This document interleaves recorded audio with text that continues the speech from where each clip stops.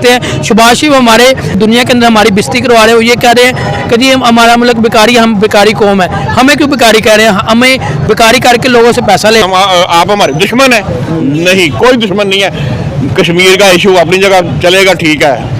अभी जाते हैं, वो टैलेंट को कदर करते हैं, ठीक है, वो भी हमसे मोहब्बत करते हैं, हम उनकी आवाम से मोहब्बत करते हैं। हमारी जान छुड़वा दें इस कश्मीर से, कश्मीर को आप अस्सलाम वालेकुम। वालेकुम सलाम सर कैसे हैं आप? अल्लाह का शुक्र। आप सुनाएं जनाब। क्या करते हैं सर आप? मैं बिजनेस करता हूँ। माशाल्लाह। अच्छा सर, मेरा टॉपिक आज ये है कि अगर बात करें हम शहबाज शरीफ प्राइम मिनिस्टर की, आपको जैसे आपको पता है इस टाइम मुल्क की हालात कितने हमारे डिस्टर्ब हुए, फूड क्राइसिस भी चल रहा है, काफ़ी बुरे हालात है। आपको पता है, आपको fuel day by day fuel भी बढ़ता जा रहा है, अब फिर कल फ्यूल बढ़ने जा रहा है। उसमें हमारे जो प्राइम मिनिस्टर शहबाज शरीफ है, उन्होंने ये बोला है हम जब तक अपने अंदरूनी मामलात नहीं सीधे करेंगे तब तक हमारी कोई हेल्प नहीं करेगा। जैसे कि अगर बात करें दहशतगर्दी की, मुल्क के अंदर पाकिस्तान के अंदर दहशतगर्दी बढ़ती जा रही है। कभी उधर पेशावर में धमाका होता है, कभी बलूचिस्तान में, कभी कराची में, कहीं ना कहीं धमाका हो रहा है। इनको देख के सारे शहबाज शरीफ ने आज ये स्टेटमेंट दिया है कि अभी जो हालात हमारे मुल्क की, जब तक अंदरूनी हम अपनी सीधे नहीं ठीक करेंगे तब तक हमारी कोई हेल्प नहीं करेगा। इस पर क्या कहेंगे आप? पहली बात तो ये है कि इन्होंने इस्टेब्लिशमेंट के साथ मिलकर अमेरिका के कहने पे अवाम की जो हकीकी नुमाइंदा हुकूमत थी, इमरान खान की हुकूमत, उसको ख़त्म किया है। शहबाज शरीफ की हुकूमत को ना सिर्फ पाकिस्तानी नहीं मानते बल्कि ओवरसीज भी कोई भी तस्लीम नहीं करता। बिल्कुल राइट। अभी भी देखें, IMF आया है, उन्होंने कहा कि इमरान खान दस्तखत करेगा तो हम तस्लीम करते हैं, वरना हम इनके साथ एग्रीमेंट नहीं करेंगे, और वो वापस चले गए। अभी ये मांगे तांगे से इधर उधर से 1,000 अरब डॉलर इकट्ठा करते हैं कि जी हम अपना मामला चला लेंगे।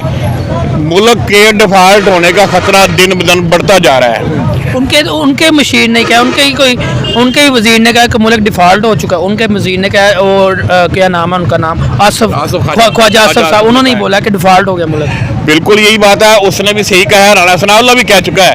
अभी ये बारी बारी सारे ही कहेंगे, तो इसकी बजाय जो ये बातें कर रहे हैं जी कि जब तक बैरूनी लोग हमें जब तक अंदरूनी हालात ठीक नहीं होंगे हम कोई भी हम पर ट्रस्ट नहीं करेगा।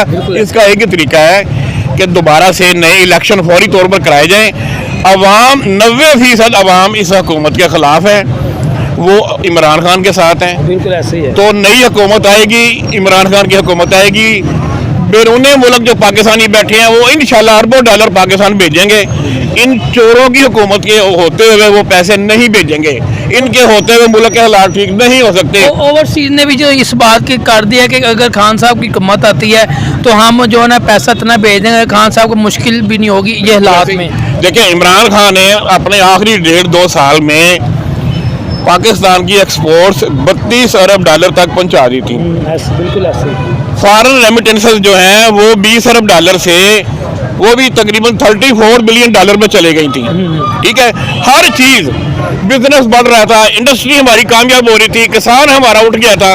हाँ जी, हमारी जो ग्रोथ है, एनुअल ग्रोथ है, वो 6% हो गई थी। और जीडीपी और तमाम तबके खुश हो रहे थे। लेबर नहीं मिल रही थी इंडस्ट्री को। इन जालमों ने आके बेड़ा गर्क कर दिया मुल्क का। अब मुल्क के पल्ले कुछ नहीं रहा। इतना बड़ा मुल्क, अटामिक मुल्क, इतना एक अजीम कौम, इतना बड़ा नाम पाकिस्तान का, कि चारों तरफ हमारे मुल्क जो है वो हमें देखते हैं, लेकिन वो जब हमें देखते हैं कि इस गैर नुमाइंदा जाली हुकूमत के होते हुए अगर इस मुल्क ने यही हालात रहने हैं तो कोई भी हमारा साथ नहीं देगा। अच्छा, बात कर लेते हैं, आपने थोड़ी बात की। अगर मैं तुर्की की बात करता हूँ, अभी ये तुर्की में जब ये दौरा करने गए थे तभी ये को पता है जो बलूचिस्तान के लिए जो सामान वगैरह फूड आया था वो ये फूड पकड़ के उनके पास ले गए हैं। इसमें हमारी दुनिया के अंदर तो एक वो बेइज्जती ही हो गई है। हमारे जो शहबाज वो यही कहते हैं मुल्क हमारा भिखारी है, हम भिखारी हैं, हमारे मुल्क भी भिखारी, हमारी इमाम भी भिखारी है। वो तो ये भी कह चुके हैं। देखिए, शहबाज शरीफ ने पहले दिन से यही काम पकड़ा हुआ है कि मुल्क चलाने के लिए इधर उधर से मांगे तांगे के डॉलर इकट्ठे करो और निज़ाम चलाओ। ये कोई बाइज्जत कौम का ये शेवा नहीं होता जो ये कर रहा है। ये तुर्की वालों को देखें, जब तुर्की में ज़ल्ज़ला आया तो इन्होंने कहा जी हम आ रहे हैं, मैं और बिलावल आ रहा हूँ। उन्होंने मना किया जी आप ना आए। क्या किसी और मुल्क के किसी सदर ने कहा था ये वज़ीर आज़म ने क्या आओ चले? उन्होंने कहा आपके मुल्क के खुद हालात खराब है, आप अपने मुल्क को अपने ठीक करें। हमें सिर्फ फंड भेजे, सामान भेजे, आप खुद ना आए। अब ये क्या कर रहे हैं जी, 10 रुपए जमा करा दें जी, दिल खोल के दे जी तुर्की के अवाम के लिए। ये तुर्की की अवाम एक बहुत अजीम कौम है, हमारे दोस्त हैं, उनका स्टेटस नहीं है कि हम उनके लिए 10,000 रुपये इकट्ठे करें। इनको चाहिए था सनतकारों से, बिजनेसमैन से, बिल्डर से, जितना भी बिजनेस टाइकून से, उनसे ये बड़े बड़े फंड लेते, अरबों रुपए इकट्ठा करते और तुर्की को देते। फंड की बात करते सामान लेते, मैं करे कंटिन्यू जी, जी। आपको बताता ये सामान लोगों से लेते और उसके जहाज के भर भर के उनको तुर्की भेजते, शाम भेजते। उसकी बजाय ये थोड़े थोड़े पैसे लोगों से मांगना, ये तुर्की का, ये उसकी शान के खिलाफ है। अगर बात करते हैं, अगर हम एक हमारे पाकिस्तानी भाई हैं ओवरसीज़, उन्होंने पाकिस्तानी पैसा भेजा, उन्होंने अपनी अमेरिकन को वहाँ पे उन्होंने पैसा दिया कि आप आगे तुर्की में भिजवाएं। 18 मिलियन 8 मिलियन के 18 मिलियन मुझे कंफर्म, मगर अब हैवी अमाउंट उन्होंने भेजी है। उन्होंने कहा ये आप ना कितनी 13 मिलियन डॉलर जो है ना उन्होंने भिजवाया उधर। अब उन्होंने ये जो बाइडन है, जो अमेरिका की जो हुकूमत है, उन्हें दिया, उन्होंने कहा आपने आगे तुर्की को भेजना है। आप देखें, उन्होंने यकीन ही नहीं अपनी पाकिस्तानी जो हुक्मरान पे बिलीव ही नहीं है, उन्होंने डायरेक्ट वहाँ से भिजवा दिया जी। उनको बिल्कुल, उनको पता था ये 13 मिलियन डॉलर जो है ये इधर ही कौकप हो जाएंगे, खत्म हो जाएंगे, कोई आगे नहीं जाएगा। उन्होंने डायरेक्ट जो है वो उनको भेजे हैं तुर्की की गवर्नमेंट को, ठीक है। तो ये देखे ना, कोई भी 90 लाख पाकिस्तानी बाहर बैठे हुए हैं जो हमारे मुल्क की इकानमी के लिए रीढ़ की हड्डी की हैसियत रखते हैं, वो 32-33 अरब डॉलर इधर भेजते हैं और हुंडी के जरिए जो रुपया आता है, डॉलर आता है, वो लेना है। ठीक है अंकल, मुझे एक बात बताएं। अभी जो शहबाज शरीफ साहब की ये चंद दिन पहले एक स्टेटमेंट आई है, स्पीच उन्होंने बयान दिया है, उन्होंने उस स्पीच में ये बोला है कि हम ही जो मुल्क के हालात चल रहे हैं ना, हम जितनी लग्जरी गाड़ियाँ ना हमारी जो मिनिस्टर्स के पास हैं, हम वो वापस ले रहे हैं। आपको क्या लगता है वापस ले गए तो फिर उससे अगले दिन ही, अगर हम बात करते हैं मरियम नवाज की, प्रोटोकॉल उसी तरह ही वो मर्सिडीज गाड़ी चल रही है, ये कौन सी वापसी उन्होंने की है? आपको पता होना चाहिए, इनकी फैमिलीज के लिए प्राइवेट जहाज, इनके सरकारी जहाज जो है ना, इनके प्राइवेट कामों के लिए वक़्फ़ है। ये बिलावल जा रहा है, पूरी दुनिया में अपना जहाज लेके जा रहा है, क्या हम अफोर्ड कर सकते हैं? इनकी फैमिली, शहबाज शरीफ की फैमिली, नवाज शरीफ की फैमिली, जरदारी की फैमिली, सारी हैं, ये जो हमारे सरकारी जहाज हैं उनके ज़रिए सफ़र करते हैं और बाहर जो जाते हैं, बाहर के जो होटलों में जो स्टे करते हैं, वो भी डॉलरों में होता है। तो ये बाज नहीं आ रहे। देखें, 85 रुकनी काबीना है, इतनी बड़ी काबीना पूरी दुनिया में किसी मुल्क में भी नहीं है। इनको शर्म नहीं आती इस तरह की हरकतें करते हुए। ये कहते हैं जी हमने कारें कम कर दी हैं, खर्चा कम कर दिया, हम तनख्वाह नहीं लेंगे। इससे कोई फर्क नहीं पड़ने वाला। फर्क पड़ता है कि मुल्क की इकानमी ठीक हो, लोगों को रोजगार मिले, इंडस्ट्री चले, किसान खुशहाल हो।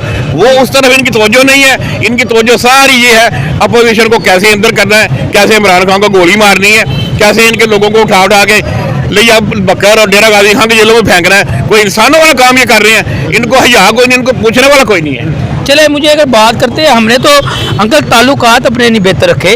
अगर हम बात करते हैं तो चंद दिन पहले इमरान खान साहब जब ओपोजिशन में आए तो उन्होंने अपनी स्पीच में बाकायदा नाम लेकर बोला था कि मुझे जो इंडियन के फॉरेन मिनिस्टर है उनको मैं रिस्पेक्ट देता हूँ, इंडिया के जो प्राइम मिनिस्टर मोदी है उनको रिस्पेक्ट, उनकी पॉलिसियाँ बहुत अच्छी हैं। मकसद कहने का हमने तो किसी के साथ अपने ताल्लुकात नहीं, हमने अफगानिस्तान की ही बात करते हैं। अफगानिस्तान के साथ हमारे बहुत अच्छे ताल्लुकात, हम भाई थे, मगर वो जो हमने कुछ ऐसी हरकतें की है कि वो हमारे जो हमारे राना सुनाउल्लाह, वो कोई भी धमाका होता है वो उन पे नाम डाल देता है, इंडिया पे नाम डालते हैं। बांग्लादेश की बात, टगे का जो उनका टगा भी इतना स्ट्रॉन्ग हो जाए, इकॉनमी उनकी स्ट्रॉन्ग हो गई है, अफगानिस्तान की इकॉनमी स्ट्रॉन्ग हो गई है, उनका भी रुपया बढ़ा हो गया, इंडिया की इकॉनमी उनका रुपया बढ़ा हो गया है। हम की तरह ईरान को, अगर ईरान के मुशर्रफ के दौर में एक, आपको शायद पता ही होगा, आपको ज़्यादा नॉलेज है, 18 जो पाइपलाइन है, गैस की पाइपलाइन का काम हो रहा था मुशर्रफ के दौर में, जब अमेरिका ने बोला कि यार आप इन चीज़ को रोक दो, ये रोक दी गई चीज़, इस चीज़ को रोक दिया। अब जो अब इनके क्या नाम इनका ईरान ने बोला कि अगर 2024 में आपने उस प्रोजेक्ट को ना ख़त्म किया, 18 मिलियन डॉलर हम आपको फाइन करें वर्ल्ड बैंक में जाके। इस पर क्या कहेंगे? हमने तो ताल्लुकात भी नहीं बेहतर रखे।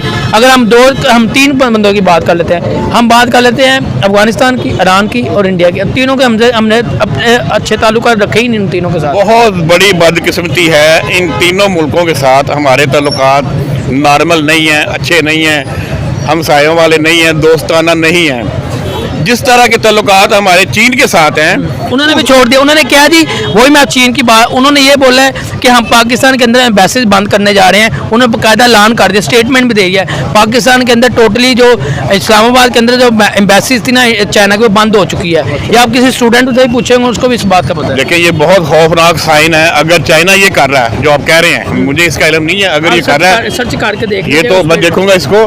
देखें, इंडिया के साथ हमारे ताल्लुकात वैसे ही होने चाहिए जैसे हमारे चाइना के साथ हैं, सऊदी अरब के साथ हैं। 75 साल से कौन है जो हमारे ताल्लुकात ठीक नहीं होने दे रहा?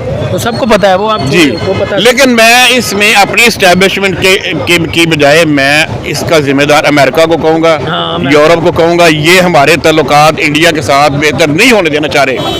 कोई ना कोई वाकया, कभी पुलवामा हो जाता है, कभी यह बलोचिस्तान में मसला बन जाता है, कभी कश्मीर में गोलाबारी शुरू हो जाती है, कभी इधर से कोई शरारत हो जाती है, कभी उधर से हो जाती है। ये खुद से हम लोग नहीं करते, कोई करवाता है। वो करवाने वाला अमेरिका है।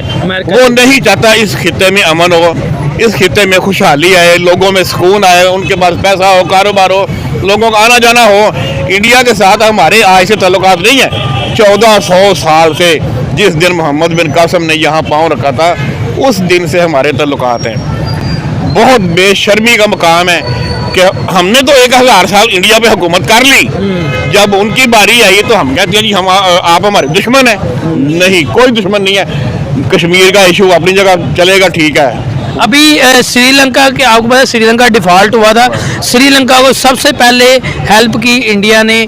फिर हम बात करते हैं तुर्की की हेल्प की, सबसे पहले इंडिया ने, इमदाद इंडिया ने दी। और अगर बात करें हम उनकी इस टाइम अफगानिस्तान की हेल्प की इंडिया। इंडिया इतना स्ट्रॉन्ग हो चुका है, वो अब सब कंट्रीज़ की हेल्प कर, अपने हमसायों की हेल्प। सुने, मेरे एक दोस्त हैं इंडिया के पंजाब में, मेरी उनसे गपशप होती है। अच्छा। वो कहते हैं यार वाघा बॉर्डर के इस तरफ प्याज 250 रुपये किलो, वो टमाटर 300 रुपये किलो, हमारी तरफ 15 रुपये किलो। वो कहते हैं यार उधर से आके हमसे ले लो, कौन सा दूर है? वो एक लाइन का ही फर्क है। लाइन का फर्क है। वो कहता है यार हम आपस में डिस्कस करते हैं। वो मुझे मेरे दोस्त बता रहे थे सरदार जी, वो कहते हैं हम इधर इंडिया में आपस में हमारे मीडिया पे ये शोर मचा हुआ है कि यार ये पागल कौम है कि खुद 250 रुपये किलो प्याज खरीदते हैं, हमसे 15 रुपये किलो नहीं ले रहे। 15 को, यही तो वो कह रहे हैं आपके यहाँ अदरक 400 रुपये किलो, लहसुन 400 रुपये किलो है, और हमसे ले लो 60 रुपये किलो, 50 रुपये किलो है।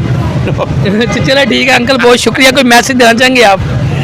बस इंशाल्लाह इमरान खान की हुकूमत आएगी, वही ठीक करेगा। ये सर बहुत शुक्रिया। ओके अल्लाह, ठीक हो गया। हाँ मामला हमारे इकोनॉमिकली ठीक होंगे, फिर ही हम दुनिया में सरवाइव कर सकेंगे। अभी जो मौजूदा हालात हैं उसके पेश नज़र दिन ब दिन जो महंगाई हो रही है, एक आम बंदे की ज़िंदगी बिल्कुल अजीरन हो चुकी है और उसके लिए सरवाइव करना मुश्किल हो गया है। एक बाइक के लिए पेट्रोल लेना बाइक बंदा नहीं चला सकता है, और लोकल कन्वेंस पे सफ़र करना बंदे ने अगर दूर जाना तो 4 सवारियाँ चेंज करके जाएगा। शहबाज शरीफ साहब ने यह बात की तो है, लेकिन अगर आप एज ए ब्रॉड पर्सपेक्टिव देखें तो ये सियासी जमातों ने तो हमें यहाँ तक पहुँचाया, हम उनकी बात पे कैसे यकीन कर लें?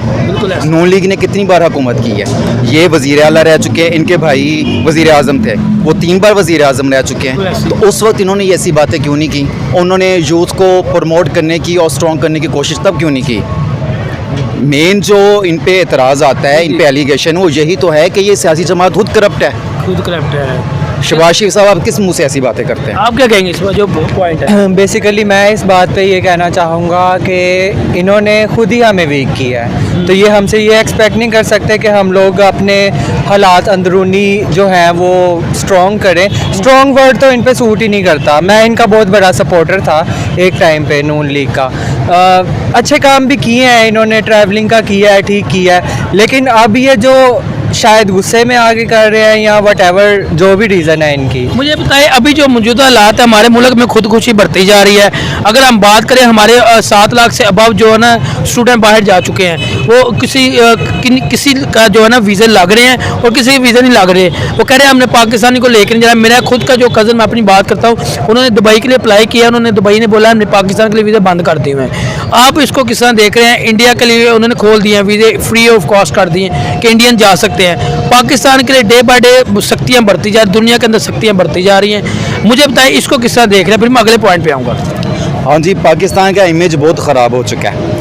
आप पिछले साल 2022 के फैक्ट्स और फिगर्स पेश कर रहे हैं कि 700,000 यहाँ से जा चुके हैं। स्किल वर्कर गए हैं, पढ़े लिखे लोग, एजुकेटेड लोग यहाँ से माइग्रेट कर रहे हैं। और इस साल जो 2023 के एंड पे जो फिगर्स आएंगे वो उससे मेरे ख्याल से डबल होंगे। लोग यहाँ पे अपना फ्यूचर महफूज नहीं समझ रहे हैं। एज ए स्टूडेंट और एज ए एम्प्लॉई मैं खुद समझ रहा हूँ कि मुझे कोशिश करनी है कि मैं पाकिस्तान से निकल जाऊँ। मैं चाहता हूँ मेरी औलाद जो आगे हो वो पाकिस्तान में ना रहे। पाकिस्तान में रोज़ाना की बुनियाद पर आप याद करें पहले के साल बाद बजट आता था तब ये कीमतें रिवाइज होती थी। अब आप शाम को सोते हैं, सुबह उठते हैं, कीमतें रिवाइज हो चुकी होती हैं। एक आम बंदा किस तरीके से इन चीज़ों के साथ निपटेगा? आप क्या कहेंगे इस पे? मैं इस पे ये कहना चाहूँगा कि मैं खुद बाहर जाने के लिए अप्लाई कर रहा हूँ। अच्छा, मेरा टॉपिक देखें, आपने बात बहुत अच्छी की है कि लोग बाहर जा रहे हैं। अब बाहर जाने के लिए आपको पता है उन्होंने आपकी जो टिकट है वो इतनी महंगी कर दी है कि लोग अब बाहर भी जाना मुश्किल हो गया लोगों के लिए। अगर हम बात के किसी गरीब तबके की बात करते हैं, एक 25,000 की 20,000 बंदे की सैलरी वो कितना सर्वाइव करेगा? पेट्रोल 272 से अब 276 पे होने जा रहा है। कौन इसका जिम्मेदार है? हम हमारे मुल्क की, अगर ये हमारे शहबाज शरीफ की बात करते हैं, शहबाज शरीफ हमारे जो हमारे मुल्क में जाकर दुनिया के अंदर हमारी बेइज्जती करवा रहे हो, ये कह रहे हैं कि जी हमारा मुल्क बेकारी, हम बेकारी कौम है। हमें क्यों बेकारी कह रहे हैं? हमें बेकारी करके लोगों से पैसा ले रहे हैं। वो अब लोग कह रहे हैं यार हमें हमारी जान छोड़ दो आप। हालांकि अभी चाइना एक बहुत अच्छा दोस्त था पाकिस्तान का, उन्होंने पाकिस्तान के अंदर बेसिस बांध दिया। तुर्की एक अच्छा दोस्त था, आपने तुर्की के लिए क्या किया? हमने तुर्की के लिए ये किया है कि हमने एड्स जो उन्होंने भेजी थी बलोचिस्तान के लिए, वही हमने एड्स भेज दिए। इस पर कुछ तरह देख रहे हैं कि हम खुद ही करप्शन इतनी करते जा रहे हैं कि दुनिया के अंदर करप्शन होती जा रही है। यार देखें, जब IMF से हम कर्जा लेने जाते हैं, IMF की अगर पॉलिसीज़ आप रीड करते हैं वो साथ आपको वो सारा प्लान देता है कि इस तरीके से आपने उसको वापस करना है। हम एक अरसे से IMF के मकरूज़ हैं। क्या हम सूद की मद में या बेसिक अमाउंट जो उसकी हम कर्ज लेते हैं वो वापस करते हैं और किस पे बर्डन पड़ता है? एक आम सारिफ पे बर्डन पड़ता है। आप चाइना की बात करते हैं, चाइना के इकोनॉमिकल कंडीशंस देखें, उन्होंने करप्ट लोगों को लटकाया है। हम यहाँ पे बात नहीं कर सकते। 3 कुव्वतें पाकिस्तान में जिन्होंने आवाम की ये हालत की है, उनमें से एक कुव्वत के बारे में तो आप बात नहीं कर सकते हैं। अगर आपने उनके बारे में नाम भी लिया तो आपको उठा के ले जाएंगे, अभी उठा के ले जाएंगे, अभी ले जाएंगे और पता नहीं चलेगा, दोबारा कोई बंदा नजर भी नहीं आएगा। बगैर ये सोचे कि इसके गरीब वालिदैन, इसके बीवी बच्चे घर में वेट कर रहे हैं, वो इस चीज़ से, इन एहसासात से बिल्कुल आ रही हैं। ठीक है, दूसरी बात सियासी कुव्वत है, उनका मैंने नाम नहीं लिया। दूसरी, आप समझ गए मैं किन की बात कर रहा हूँ। दूसरी सियासी कुव्वतें हैं। कर्जा लिया किन्होंने? इन्होंने कर ऐश किसने की? ये फिर मुझे ये बताएं, अगर आपने बात की है, आपसे मैं बात करूं, आप अभी किसको लाइक करते हैं? आप किसी की भी जमात को करते होंगे, मैं आगे जाके बताऊंगा। इमरान खान आया था 3.5 साल, 2 साल कोविड आया था। मुझे ये बताया, मुझे ये परेशानी होती है, मेरा ना वो डाउट आपने निकालना है कि उसके होते 7 प्रोग्राम चल रहा था, ठीक है, उसने मंथली जो आवाम को 12,000 रुपये दे रहे, मुल्क का कर्जा भी तो आ रहा था, मुल्क चल भी रहा था, इकोनॉमी स्ट्रॉन्ग, GDP भी आपकी स्ट्रॉन्ग थी, वो किस तरह कर रहा था? वो पागल था वो, उसके बाद इतना पैसा कहाँ से आ गया था वो? देखें, एक रूल है डिवाइड एंड रूल। ये एक इंटरनेशनली रिकग्नाइज्ड फिनोमेना है कि आप लोगों को डिसबर्स करें, इनको एक जगह इकट्ठे ना होने दें। इमरान खान साहब ये जो काम कर रहे थे, लाजमी बात है उस वक्त इकानमी की सिचुएशन ऐसी ही थी, लेकिन हालत ये है कि जब आप लोगों को उनके मुआशी मसाइल में घिराएंगे तब लोग बाहर नहीं निकलेंगे। इमरान खान साहब का विजन एक डिफरेंट हो सकता है, उन्होंने दूसरी पार्टी से ही लोग रहे, उन्होंने उनको डुबोया। ठीक है, इमरान खान साहब पे एतराज़ नहीं है, वो सिंसियर है इस मुल्क के लिए, लेकिन उस वक्त ये सारे मामला चल रहे थे, 14,000 12,000 मिल रहे हैं, राशन मिल रहे हैं, हर एक के ID कार्ड पे 10 लाख रुपया ट्रांसफ़र कर दिया गया है। आप मुफ्त जाके इलाज करवाएं, प्राइवेट हॉस्पिटल से इलाज करवाएं। ठीक है, वो किसी हद तक एक अंडरस्टैंडेबल चीज़ है, लेकिन ये जो शहबाज शरीफ साहब ने बात की, ये टोटली, ये तो बस हवाई बात है, बेवकूफ़ बनाने वाली बात। आप क्या कहेंगे? मैं यही कहना चाहूँगा कि इमरान खान जो है वो बंदा ठीक है और मीन्स उसको प्रॉपर एक पार्टी नहीं मिल, हाँ पार्टी नहीं मिल रही, टीम नहीं मिल रही। यहाँ पे जो एक पूरा एक ग्रुप बन के उसके ऊपर चढ़ा हुआ है, वो आप किसी के ऊपर भी इस तरह मीन्स के फोर्सफुली आप अगले को तंग करोगे तो वो तो पंजाब देखें, गवर्नर पंजाब पहले नून लीग के थे, उनकी सुनी नहीं गई, वो बाहर गए हैं, वापस आके इस पार्टी में गए हैं, और जब इधर इन पे मुश्किल वक्त आया इमरान खान साहब में, वो इनके खिलाफ फिर बयान दे के फिर बाहर चले गए। अच्छा, लास्ट मैं पूछूंगा अब आपसे, आपका भी कीमती वक्त होगा, मुझे ये बताएं, हमने किसी मुल्क के साथ अपने ताल्लुकात बेहतर नहीं किए? अगर ये मुश्किल हालात में होता, हमारे हमसाया मुल्क कितने, हमारे ईरान की बात कर ले, बांग्लादेश की, इंडिया की, उसके बाद अफ़गानिस्तान की, आप इंडिया इस टाइम दुनिया की इकोनॉमी स्ट्रॉन्ग हो चुकी है, इकोनॉमी वो हर मुल्क की मदद कर, तुर्की को सबसे पहले उसने मदद की, श्रीलंका डिफ़ॉल्ट हुआ उनको सबसे पहले मुल्क उन्होंने हेल्प की। अब अफ़गानिस्तान की ये बलूचिस्तान इनकी आई हुकूमत, तालिबान की हुकूमत आई तो उधर अफ़गानिस्तान के तो सबसे पहले उनको हेल्प की। अब क्या देख रहे हैं, अब तो हमने इंडिया के साथ हर मुल्क के सामने ताल्लुकात अपने गलत कर दिए, ख़राब कर दिए हैं। मेरा ज़हन ये है कि हमें इंडिया के साथ दोस्ताना ताल्लुकात बढ़ा लेने चाहिए। जहाँ तक कश्मीर काज की बात है, वो एक सियासी इशू बन चुका है, वो एक मज़हब को भी बीच में ले आते हैं हमें इमोशनल करने के लिए। अब हमें उन बातों पे बेवकूफ़ नहीं बनाया जा सकता। ना तो पाकिस्तानी अवाम लड़ना चाहती है, उन लोगों के वहाँ के जो भारत के लोग हैं सियासी पर्सपेक्टिव को आप एक साइड पे रखें। वो लोग हमसे मिलना चाहते हैं, वो हमारे फनकारों को लेके जाते हैं, वो टैलेंट को कदर करते हैं, ठीक है, वो भी हमसे मोहब्बत करते हैं, हम उनकी आवाम से मोहब्बत करते हैं। हमारी जान छुड़वा दें इस कश्मीर से, कश्मीर को आप आज़ाद कर दें, उन किसी तरीके से आलमी फोरम पे ले जाके बात ये करें कि वो अपना ऑक्यूपेट छोड़ें, हम अपना ऑक्यूपेट छोड़ते हैं और हम दोस्ताना मतलब माहौल में बातचीत शुरू करते हैं और हमारी इकोनॉमी स्ट्रॉन्ग होगी, इंपोर्ट एक्सपोर्ट हमारा इंडिया के साथ शुरू हो। ठीक है सर, मेरा यही पर्सपेक्टिव है, हम आपस में दोस्ताना ताल्लुक शुरू करें। ओके आप मेरा भी सेम। ओके, बहुत शुक्रिया सर। Thank you.